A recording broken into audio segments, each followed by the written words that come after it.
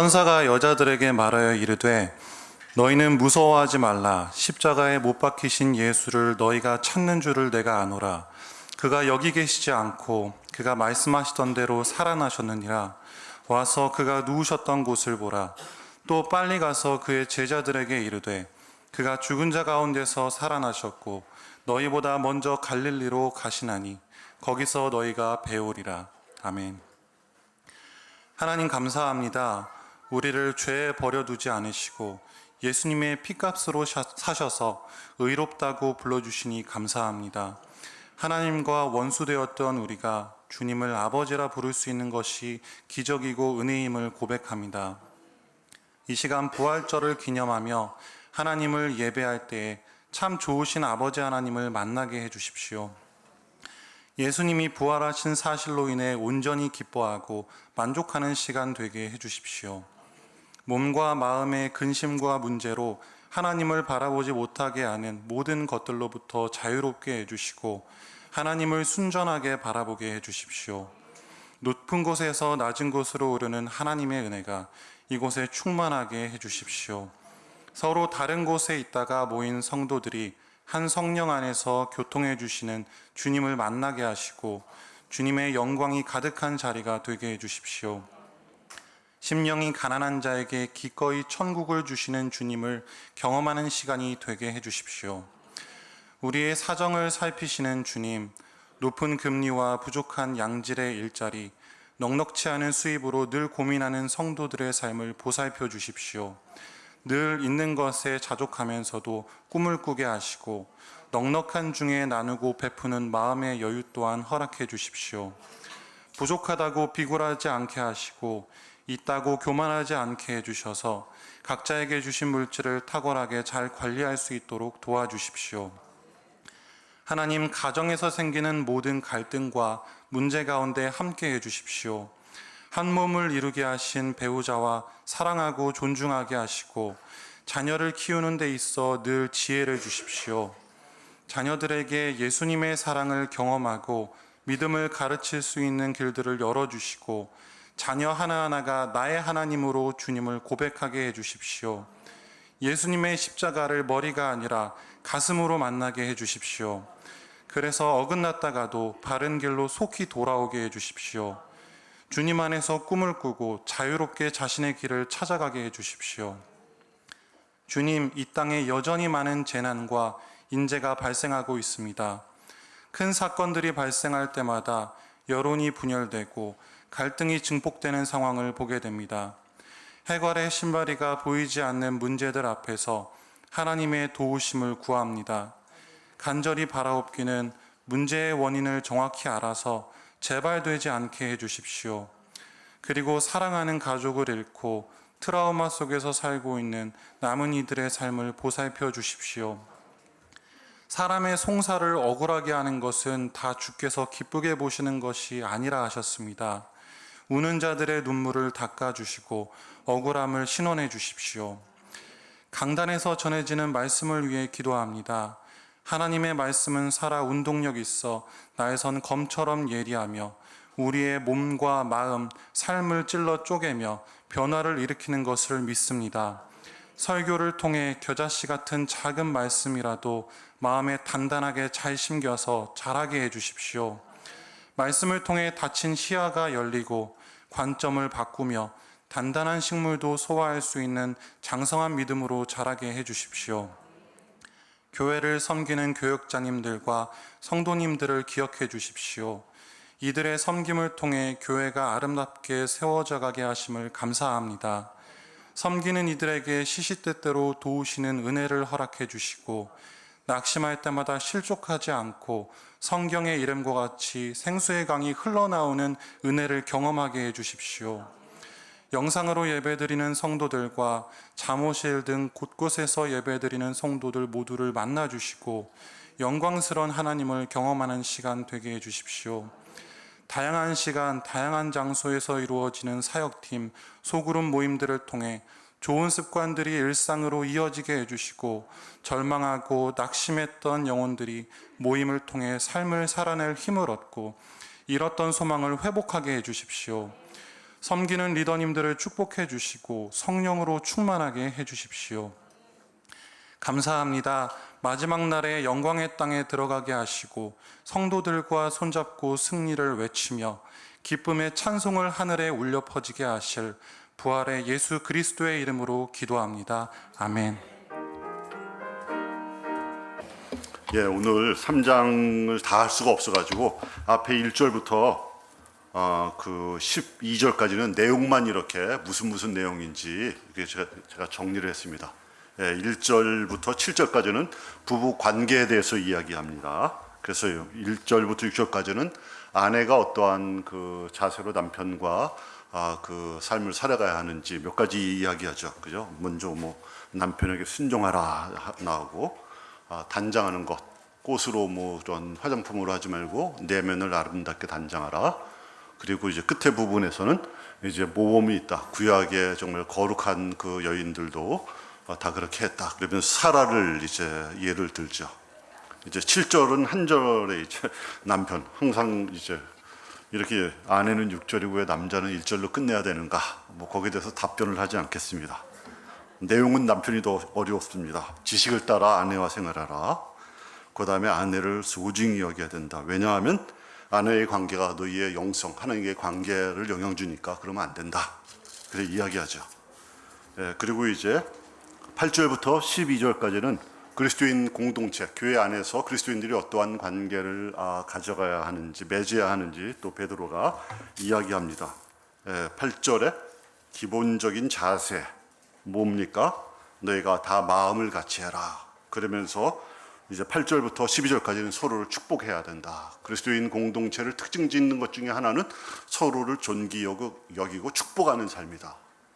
왜냐하면 하나님이 우리를 부르신 목적이 9절에 나오듯이 하나님이 이를 위해서 너희를 부르셨기 때문이다 라고 이제 그리스도인들이 공동체 안에서 교회 안에서 어떻게 살아가야 하는지 이야기합니다. 그리고 이제 오늘 본문인 13절부터 22절까지는 다시 고난에 대해서 이야기합니다. 베드로전서의 여러 주제 중에 하나인 고난의 문제를 다루고 있습니다. 13절에 너희가 열심으로 선을 행하면 누가 너희를 해하리요.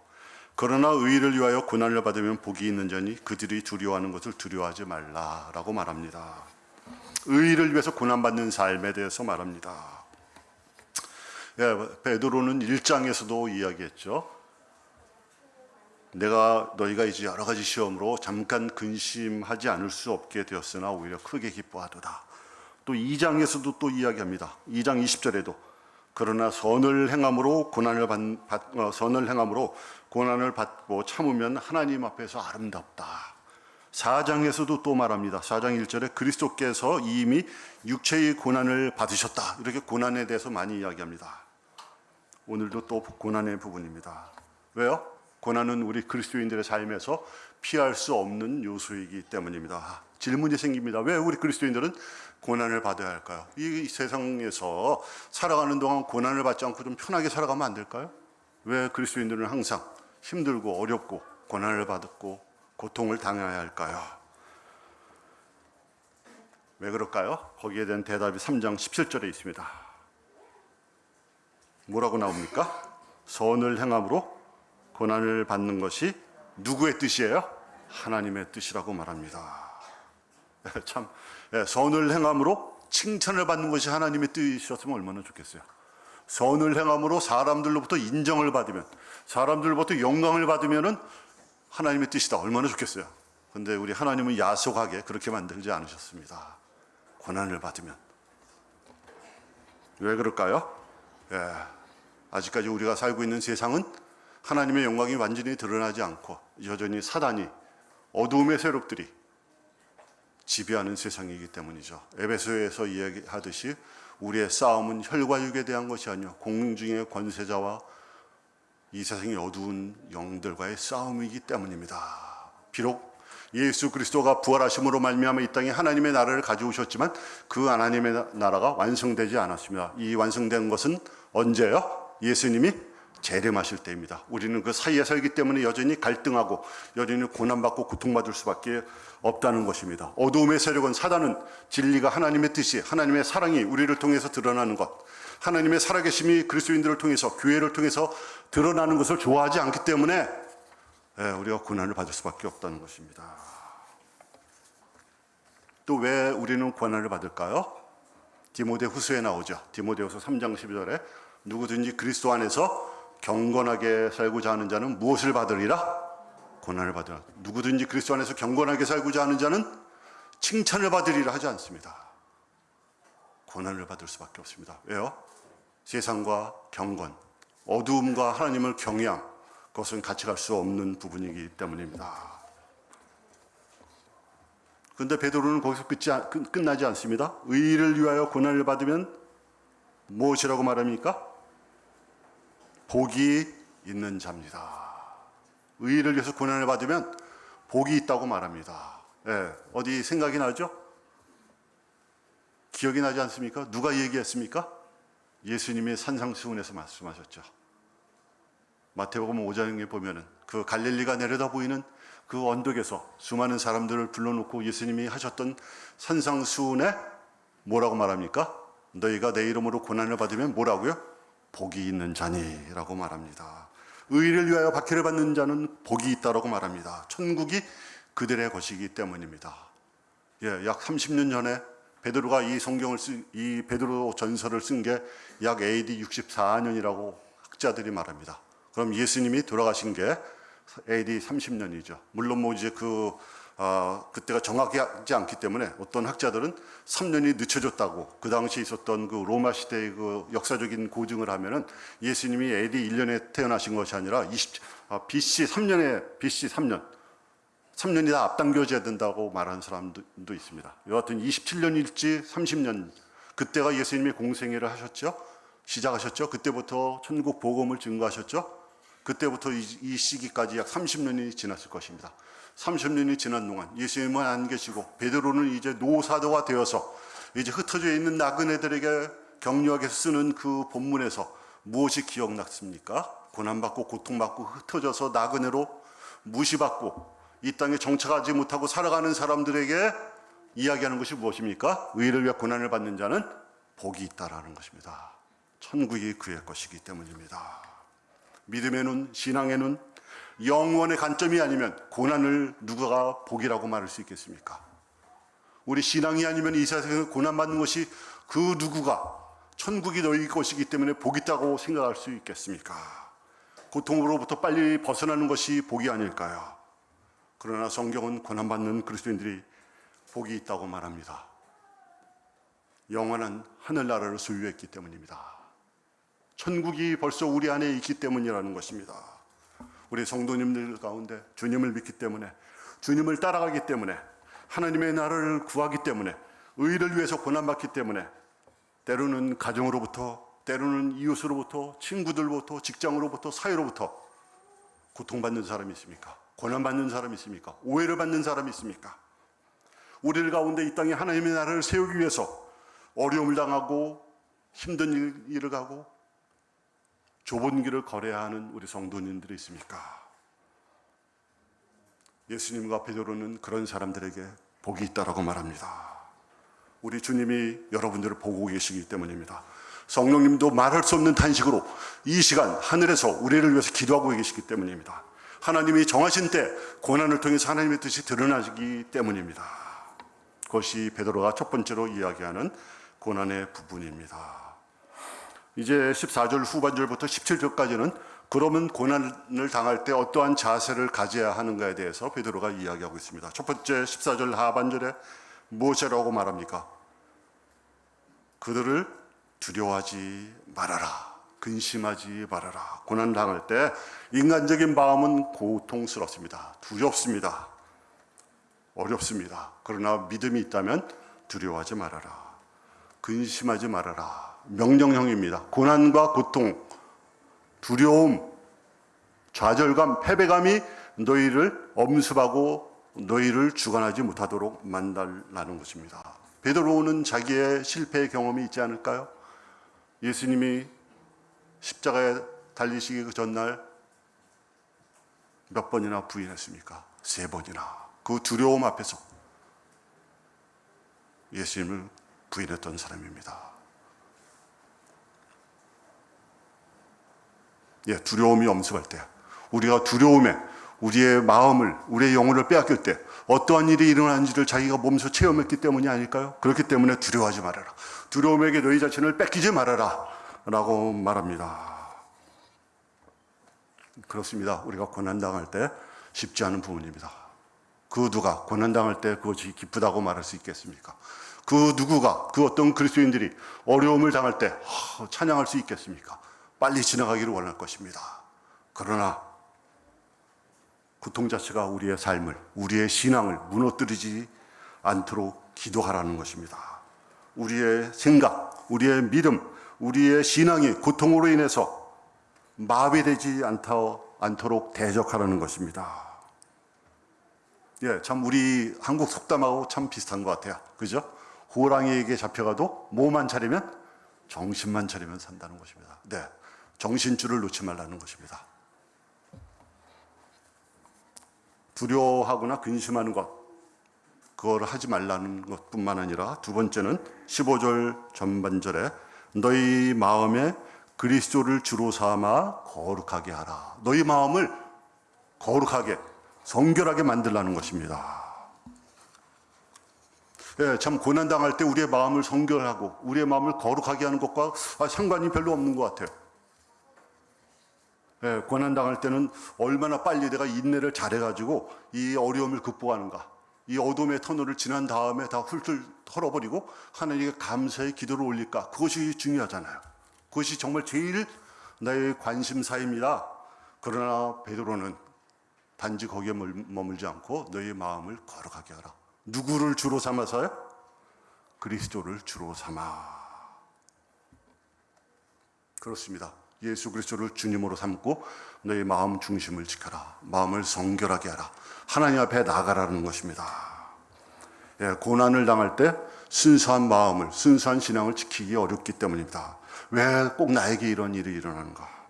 얼마나 더 오래 건져야 합니까? 왜 다른 그리스도인들은 편하게 사는데 나에게 이런 일이 일어납니까? 왜 이렇게 빨리 안 끝나요? 왜 내 주위에는 나를 이렇게 못 살게 하는 사람밖에 없을까요? 거기에 집착하고 거기에 매몰되게 되면은 우리의 신앙의 순수성, 우리를 걸어가게 할 수 없기 때문입니다. 내 시선을, 믿음의 시선을 주님께 고정하고 내 자신을 거룩하고 성결하게 할 때 그 고난의 문제를 우리가 직면하고 나아갈 수 있다는 것입니다. 세 번째, 거기서 그치지 않습니다. 뭐라고 나옵니까? 18절 후반절에 너희 속에 있는 소망에 관한 이유를 묻는 자들에게는 대답할 것을 항상 준비하라. 사람들이 너에게 물을 것이다. 너희 도대체 왜 믿냐? 너희가 믿는 그 믿음이 무엇을 의미하는가? 어떤 사람들은 진정한, 진실된 그러한 호기심에서 묻는 사람도 있겠죠. 어떤 사람들은 비아냥거리고, 어떤 사람들은 무시하면서 이야기할 수 있겠죠. 예, 초대교회 그리스도인들을 한번 기억해 보십시오. 얼마나 그 당시 로마 제국으로부터 얼마나 많은 멸시와 천대와 무시를 받았습니까? 가는 곳마다 고통과 고난을 받았습니다. 왜냐하면 세계관이 다르기 때문입니다. 그리스 로마에 나오듯이 그리스의 신들은 어떤 신들이에요? 네, 서로 싸우고 아들 낳고 딸 낳고 누구죠? 제우스 신, 아폴로 많습니다. 그러한 신, 그런 세계관 속에 살던 로마 시민이었어요. 로마 시민들이었어요. 근데 저 갈릴리에서 시작했던 이 유대교의 한 분파라고 시작했던 사람들이 와가지고 이상한 이야기를 시작합니다. 하나님은 한 분인데 한 분이 아니라 또 3명이에요. 삼위일체. 이거 도대체 무슨 이야기를? 죽었다가 또 살아났어요.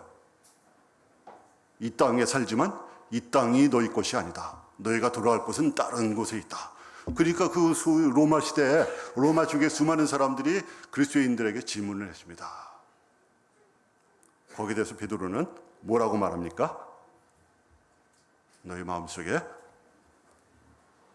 소망에 관한 이유를 묻는 자들에게 대답할 것을 미리 준비해야 된다. 근데 어떤 자세로요? 온유와 두려운 마음으로 하라라. 예, 우리 시대도 마찬가지 아닙니까? 이 시대를 살아가는 우리 그리스도인들 얼마나 고난이 많습니까? 얼마나 정말 고민이 많습니까? 한국 교회가 이래도 있어야 됩니까? 교회가 세상을 걱정하는 것이 아니라 세상이 교회를 걱정하는 시대에 살고 있습니다. 불과 한 세기 만에, 한 세대 만에 교회가 정말 이렇게 부흥했다가 무너지고 내리는 이 시대에 살고 있습니다.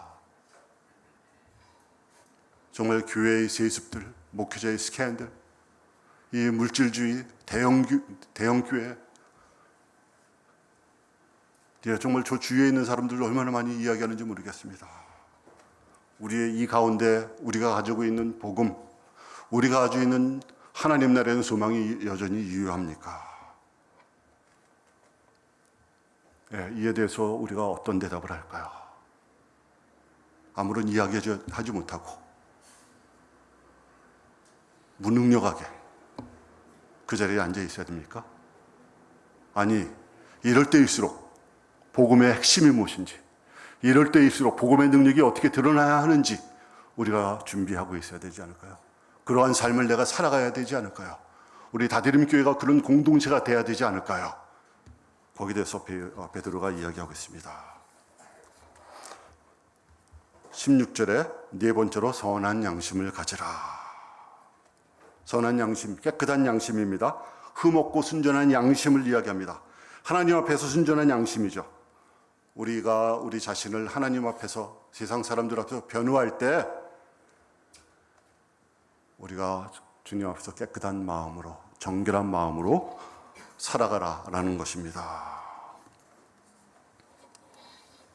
그러면서 이제 18절부터 22절까지는 예수 그리스도의 고난과 부활에 대해서 이야기합니다.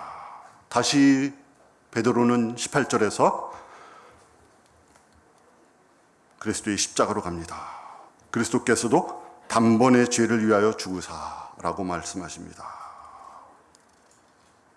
우리가 그리스도를 위해서, 하나님을 위해서 기꺼이 고난받는 것은 그리스도께서 우리를 위해서 돌아가셨기 때문이라는 것이죠. 그 그리스도는 18절에 나오듯이 단번에 죄를 위해서 죽으셨습니다. 한 번에. 구약의 희생제사 1년에 한 번씩 희생 제물을 가지고 예루살렘 성전에 가서 제사장들이 대신 드려주는 그런 제사를 더 이상 하지 않아도 되죠. 예수 그리스도가 어린 양이 되셨기 때문입니다. 우리를 위해서 자기의 피를 흘리셨기 때문에 이제 그 예수 그리스도의 피를 믿는 사람들은 이제는 더 이상 매년 희생 제사를 드리지도 않아도 된다는 것입니다. 왜요? 죽으신 목적이 의인으로서 불의한 자를 대신하셨는데 뭐 때문입니까? 우리를 누구 앞으로요? 하나님 앞으로 인도하기 위해서입니다. 그렇습니다. 우리가 이 자리에 나와서 앉아 있는 것, 우리가 부활주일에 감사할 수 있는 것, 찬양할 수 있는 것 누구 때문입니까? 바로 십자가에서 피를 흘리신 예수 그리스도가 우리를 하나님 앞으로 인도하셨기 때문이라는 것이죠. 육체로는 그런 죽임을 당하셨지만 영으로는 살리심을 받았습니다. 두 번째는 예수님은 죄를 위해서 죽으셨을 뿐만 아니라 19절에 영으로 가서 옥에 있는 영들에게 선포하셨습니다. 참 이 신약 성경이 제일 어려운 부분 중에 하나가 딱 하필이면 요 날 걸렸습니다. 이렇게 우리 목사님이 25분 안에 끝내셔야 합니다. 참 괴롭습니다. 참 그래도 하겠습니다. 해도 되겠죠? 참 우리 로마 카톨릭과 우리 개신교를 구분짓는 결정적인 그런 교리적인 차이가 몇 가지 있죠, 그죠? 그 중에 제일 중요한 거는 뭐예요? 성모 마리아 부분이잖아요, 그죠? 마리아 숭배. 이제 예수님처럼 죄 없는 분을 낳기 때문에 성모 마리아도 죄가 없다. 그래서 성모 마리아께 기도하고 제일 큰 그것 중에 하나입니다. 답은 다 여러분들이 알기 때문에 안 하겠습니다. 또 하나는 중요한 건 뭡니까? 오늘 본문 성경을 쓴 베드로하고 연결되어 있기 때문에 베드로가 교황이다. 그죠? 예수님이 제자들에게 세상 사람들이 다 나에 대해서 뭐라고 그러냐. 어떤 사람들은 엘리야다라고 말합니다. 그럼 너희들이 나하고 지금 몇 년 동안 같이 지냈는데 너희들이 볼 때 나는 누구이겠냐. 그때 베드로가 주는 누구예요? 그리스도시요 살아계신 하나님의 아들입니다. 신앙 고백을 하잖아요. 베드로가 이렇게 종종 좋은 얘기도 많이 했습니다. 항상 실수만 한 건 아닙니다. 그때 예수님이 뭐라고? 내가 네 위에 뭐를 세우겠다? 교회를 세우겠다. 그래서 이제 그 베드로가 이제 교회가 기초가 되어서 베드로가 교황, 일대 교황이다. 예, 이제 우리 개신교는 뭡니까? 베드로 그 사람이 아니라 그의 신앙 고백 위에 섰다고 그러죠. 이제 여기서부터 이제 그 캐톨릭과 우리가 이제 달라집니다. 우리가 교황은 오류가 없어야 되죠, 그죠? 무오, 그죠? 교황이 잘못하면 안 돼, 결정은 잘못 내리면 안 되잖아요. 거기에서 카톨릭은 뭐라고 말합니까? 인간이기 때문에 오류가 있지만 교황으로 선출돼서 교황으로 죽을 때까지는 오류가 없다. 하나님이 지켜주신다. 그렇게 또 나옵니다. 하여튼. 예, 정말 중세 시대에 정말 그 교황들이 얼마나 나쁜 짓 많이 했는지 그런 것에 대해서 아무 얘기도 하지 않습니다.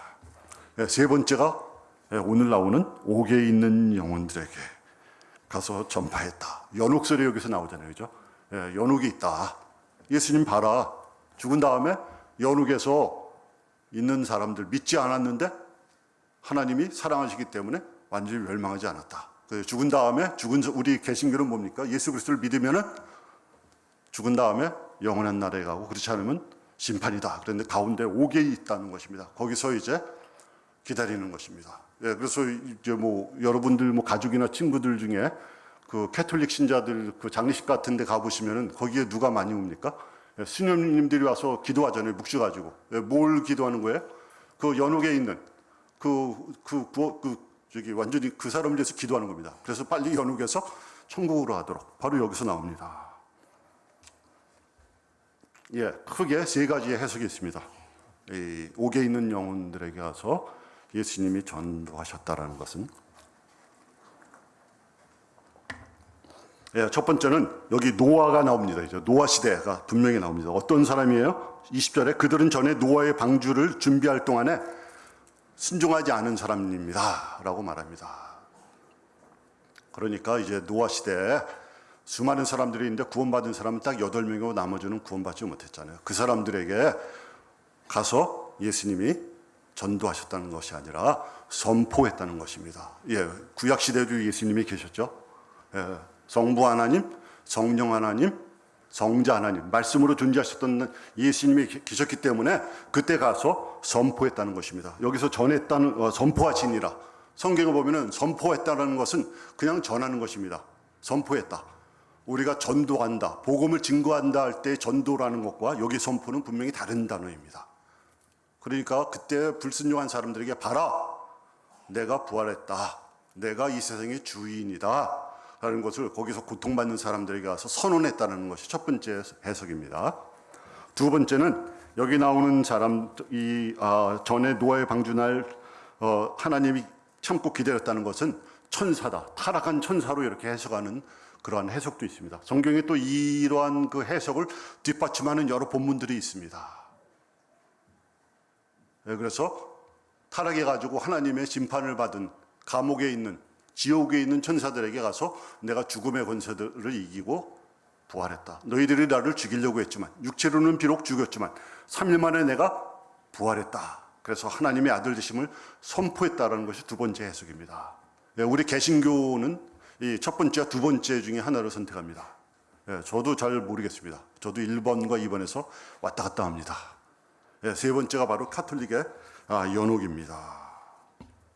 지옥에서 마지막 심판을 가야 되는데 하나님이 두 번째 기회를 주셨다.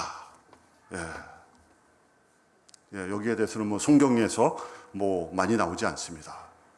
성경은 뭐라고 말합니까? 히브리서에 한 번 죽는 것은 정하신 것이요, 그 후에는 뭐가 있으리니? 심판이 있으리니. 누가복음 16장 한번 보세요. 그죠? 예수님이 비유로 얘기해 주시잖아요. 부자하고 나사로가 나오지 않습니까? 부자하고 나사로, 부자는 아주 좋은 옷 입고 아주 잘 살고 배옷, 자색 옷을 입었다고 합니다. 나사로는 거지고 가난하고 그 상에서 떨어지는 거 먹고, 심지어는 이 헌데 그 개들이 와서 핥았던 그런 나사로였습니다. 죽은 다음에 나사로는 이제 천사가 아브라함 품으로 데려갔습니다. 이 부자는 이제 음부 지옥으로 갔죠. 그때 이제 이 부자가 뭐라고 말합니까? 아브라함에게 여기서 부자이기 때문에 지옥 가고 가난하고 거지였기 때문에 천국 간 게 아니죠. 그렇게 하면 큰일 납니다. 하여튼 그래서 아버지 아브라함이요, 저기 나사로 있는데 정말 나사로 손끝에 좀 이 물 좀 찍어가지고 나에게 좀 이렇게 혀에 좀 갖다 주세요. 너무 이 뜨거워서 내가 고통스럽습니다. 그러니까 뭐라고 말합니까 예수님이? 야, 너는 이 세상에 있을 때 정말 잘 살지 않았냐? 이 나사로는 얼마나 고통받았냐? 또 너와 우리 사이에는 깊은 구렁텅이가 있어가지고 건너갈 수도 없고 네가 건너갈 수도 없다라고 말합니다. 그러니까 뭐라고 말합니까? 부자가 그러면은 나사로를 좀 우리 집에 좀 보내주세요. 내 형제가 5명 있는데 나사로가 가서 야, 너 제발 예수님 믿어라. 너 나처럼 오지 말아라. 그렇게 얘기하면 이제 좋겠습니다라고 말할 때 예수님이 뭐라고 말합니까? 그들에게 누가 있다고요? 선지자들이 있으니까 그들 말 얘기하지 않으면은 믿지 않을 거다. 뭡니까? 두 번째 기회는 없다는 것입니다. 그렇습니다. 하나님은 우리에게 한 번의 기회를 주셨습니다. 하나님은 우리에게 한 번의 육체의 생명을 주셨습니다. 영혼도 마찬가지입니다. 세 번째는 부활하고 승천해서 하나님 우편에 앉아 계시죠. 21절 후반절에 예수님이 부활하셨습니다. 22절에 하늘에 오르사 하나님 우편에 앉아 계십니다. 오늘이 부활절이잖아요. 얼마나 감사한 날입니까? 예, 제가 이전에 사역할 때 여러 나라를, 아시아적 15개 나라를 방문했는데 그 중에 한 나라를 이제 기억이 참 끝까지 남는 한 나라가 있습니다. 베트남입니다. 예, 베트남은 저와 같은 세대 분들은 알겠지만 1975년에 공산화가 됐죠. 우리처럼 남쪽의 베트남, 북쪽에 그때는 우리는 베트콩이라고 얘기 들었는데 북월남. 북월남은 소련과 그 당시에 중공의 지원을 받았고 남쪽은 미국과 소구 세계 이념 대리전이었죠. 공산주의와 자본주의의 대리전이었습니다. 근데 1975년 4월 달에 함락당하죠. 북쪽 군대가 내려와서 이제 베트남을 이제 점령했습니다. 그때부터 이제 사회가 달라지기 시작했죠. 그때 저희와 같이 일했던 단체가 거기 있었습니다. 그래서 이제 그 대표가 됐던 분이, 저는 만나지 못했고 저희 윗세대이기 때문에 이야기만 들었고 그분이 쓴 글만 읽었습니다. 이제 나중에 이제 재판을 받죠. 이제 공산주의면은 이제 지식분자들, 그다음에 종교인들, 그다음에 자본가들 다 이제 숙청 대상이기 때문에. 그래서 같은 단체의 그 대표도 8년형을 언도받았습니다. 정치범이기 때문입니다.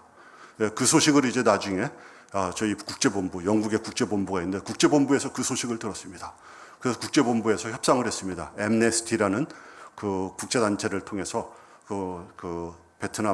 이제 통일 베트남의 공산주의 정권하고 협상을 해가지고 그 사람을 이제 추방하도록, 감옥에서 이제 해서 미국으로 추방하는 것이 다 이제 협상이 완료가 되었습니다. 그래가지고 이제 그거를 가지고 이제 감옥에 이제 왔습니다. 엠네스티가.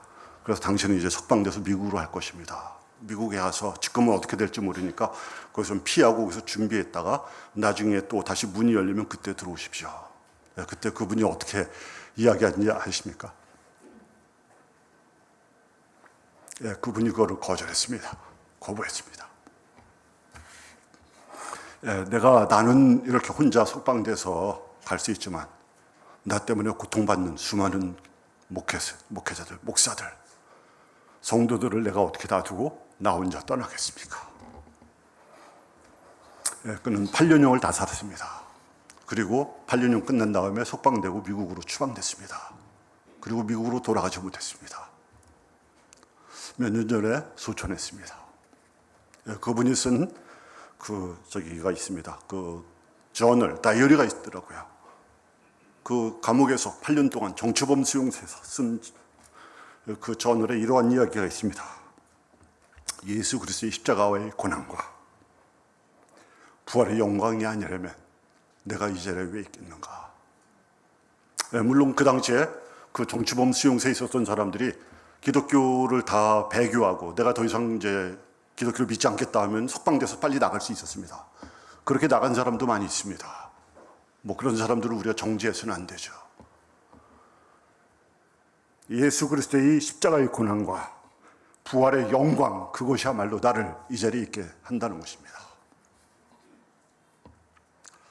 예, 그로부터 약 40년이 지났습니다. 2014년에 저희들이 이제 베트남에서 모임이 있었습니다. 예, 그 후배들이 정말 이제 후배들이 남아서 이제 계속 그 사역을 했습니다. 예, 그 후배들이 졸업하고 이제 뭐 직장을 못 얻었죠. 왜냐하면 빨간 줄 기독교인이 있기 때문에 어떠한 직장도 공직에 들어갈 수 없었습니다. 다 일용직 노동자. 좌판 깔고 그렇게 생존했습니다. 그러한 친구들이 다시 물론 이제 90년에 도이모이 정책이라고 좀 개혁 개방 정책이 좀 있어서 좀 이제 좀 개방이 됐습니다. 그래서 그때부터 다시 캠퍼스에서 복음을 전거하기 시작했습니다. 그렇게 해서 이제 모임이 이제 만들어졌죠. 그래서 이제 그 당시에 2010년대 그 베트남에 그 같이 선교단체를 했던 그 우리식으로 하면 간사들이라고 하면 반사들이 30명이 있었습니다. 예, 그리고 이제 그 저희가 아시아적 15개 나라가 1년에 한 번씩 대표들이 모이는 모임이 있습니다. 각 나라 대표들이 1년에 한 번씩 모여서 회의도 하고 여러 나라를 방문하면서 그 나라도 또 배우고 그러한 곳인데 이 베트남 대표로부터 제안을 받았습니다. 올해는 그 대표자 모임을 우리 베트남에서 한번 하면 좋겠습니다. 그 쉽지 않을 텐데 정말 보안 때문에 쉽지 않을 텐데 요즘 좀 괜찮아졌습니다. 저희가 30년 동안 정말 다른 나라의 형제 자매들의 기도와 후원으로 이렇게 됐기 때문에 그런 것들을 함께 보여주고 감사하고 싶습니다. 제가 개인적으로 몇 번이나 얘기했어요. 보안 때문에 좀 더 알아봐라. 요즘 괜찮대요. 그래서 이제 저희 15개 나라의 대표들이 모였습니다.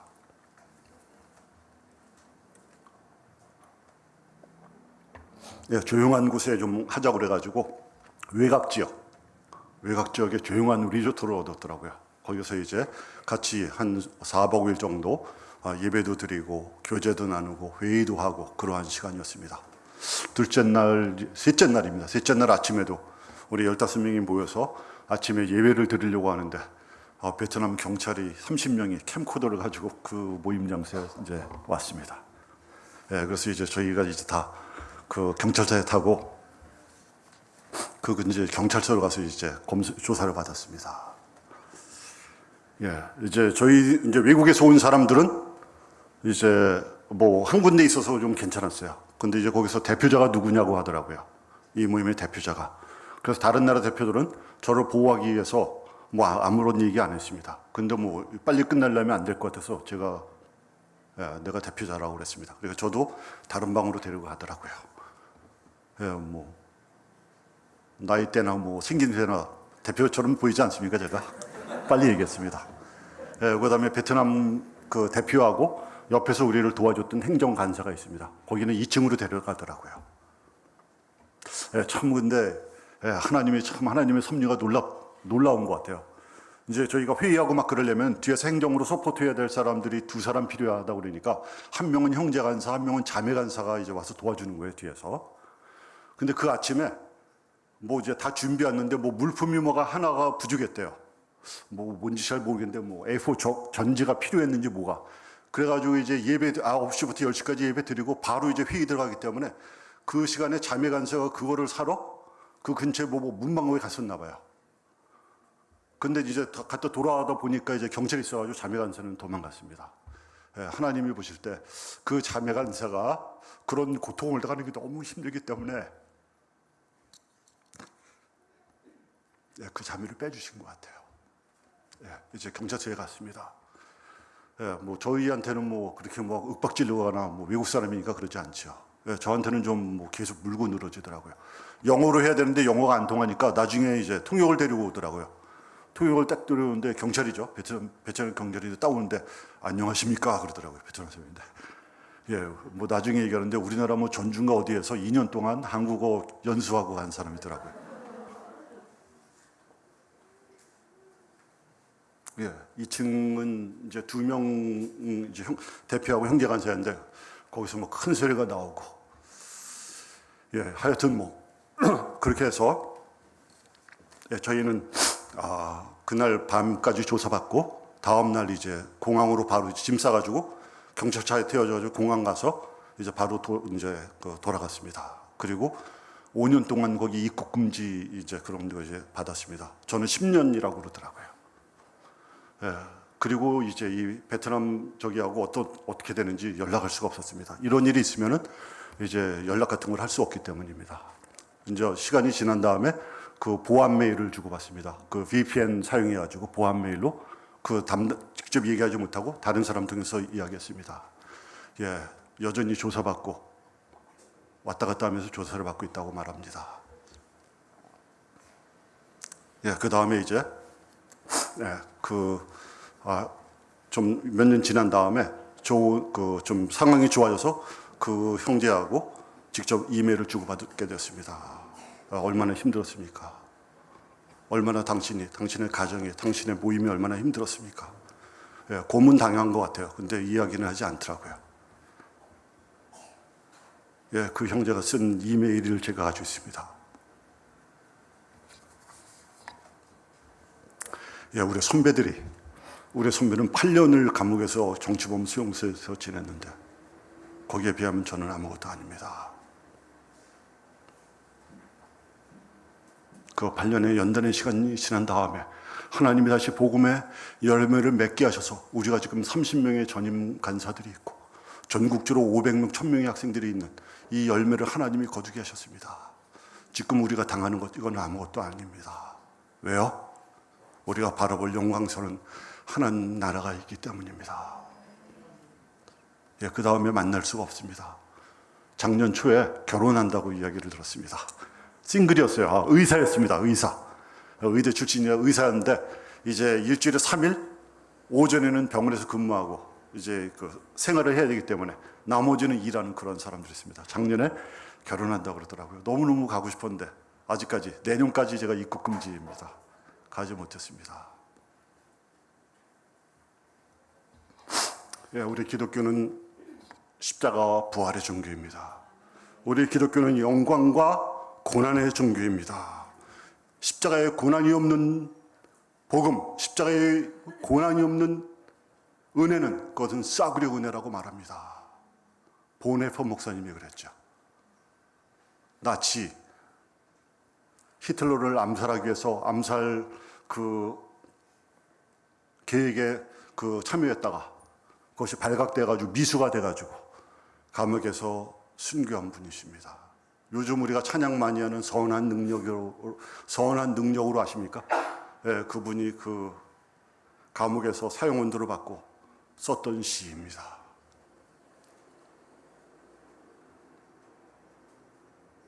그분이 십자가에 고난이 없는 하나님의 은혜는 그건 너무 값싼 싸구려 은혜라고 그랬습니다. 내 영혼이 잘된 같이 내가 범사에 잘되고 강건하기만을 기다리는 신앙입니다. 이 세상에서 물질적인 영적인 육체적인 축복만을 받아가지고 살아가려고 하는 신앙입니다. 그리스도인들을 이 땅에서 기복신앙으로 잘못된 길로 이끄는 것입니다. 부활의 영광이 없는 복음, 그것은 온전한 복음이 아니죠. 항상 그리스도인들이 이 땅에서 고난만 당해야 되고 고통과 번민 속에서만 살아가야 하는 이 세상의 삶이 너무 힘들어서 어서 빨리 이 세상을 떠나서 하나님 나라만 바라보게 하는 현실에 뿌리 박은 영성이 아니라 현실을 도피하게 하는 것, 그것도 온전한 복음이 아닙니다. 예, 오늘은 부활주일이죠. 예수 그리스도께서 십자가의 고난을 당하셨기 때문에 부활 승천하셨습니다. 영광을 받으셨습니다. 그 예수 그리스도를 따르는 우리들도 그 예수님이 십자가의 고난으로 우리를 초대하고 계십니다. 왜냐하면 천국이 우리 것이고 그 하나님 앞에 영광스러운 모습으로 살아갈 나를 바라보기 때문입니다. 기도하시겠습니다.